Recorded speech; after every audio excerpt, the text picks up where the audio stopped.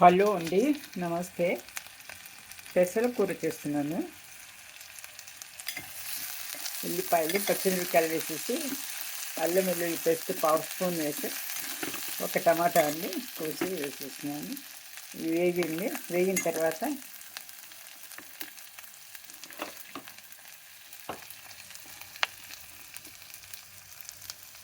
పెసలు అండి ఇలా నానపెట్టుకోవాలి. 10 నిమిషాల ముందు నానబెట్టుకుంటే సరిపోతుంది. పెసర పప్పు కాదు, పెసలు అనమాట. ఇది గ్రీన్ మూంగ్, హరి మూంగ్ అంటారు. ఇప్పుడు ఇది కూడా వేసుకోవాలన్నమాట. శుభ్రం చేసిందో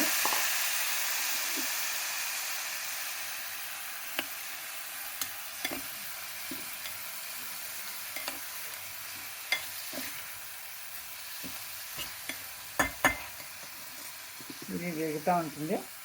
ఇప్పుడు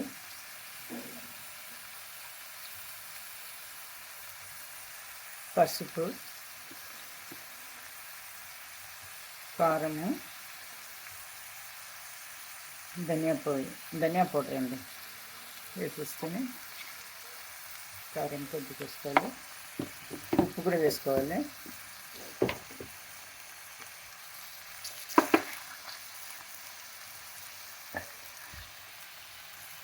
తగినంత ఉప్పు,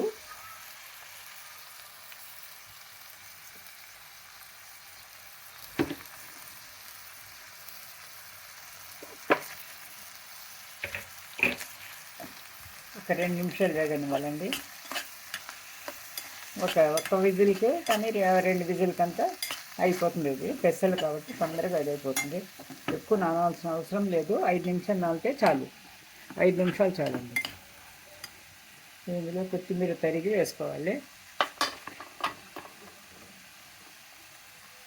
ఇది చపాతీలోకి పోయి చేస్తున్నామండి. చపాతీలోకి బాగుంటుంది. ఇది చపాతీ ఫుల్కాలకి బాగుంటుంది. అన్నానికి అంత బాగోదు.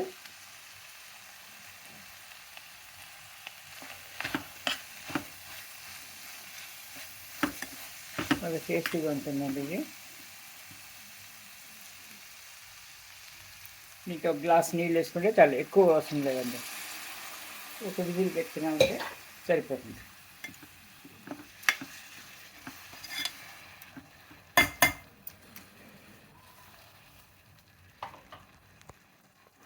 ఇదిగోండి, ఇలా అవుతుంది. మన కర్రీ అయిన తర్వాత ఇలాగుంటుంది. ఇది చపాతీలో పుల్కాలోకి చాలా చాలా బాగుంటుందండి. ఇది టేస్టీగా. సర్వింగ్ బౌల్లో తీసుకుందాం.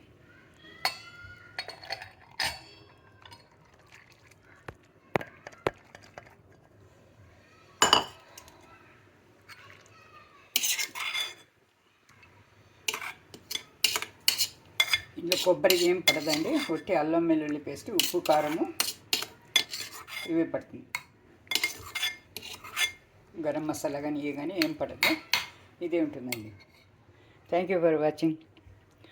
ఛానల్ని లైక్ చేసి సబ్స్క్రైబ్ చేసుకోండి, కామెంట్ చేయండి, షేర్ చేయండి. Thank you.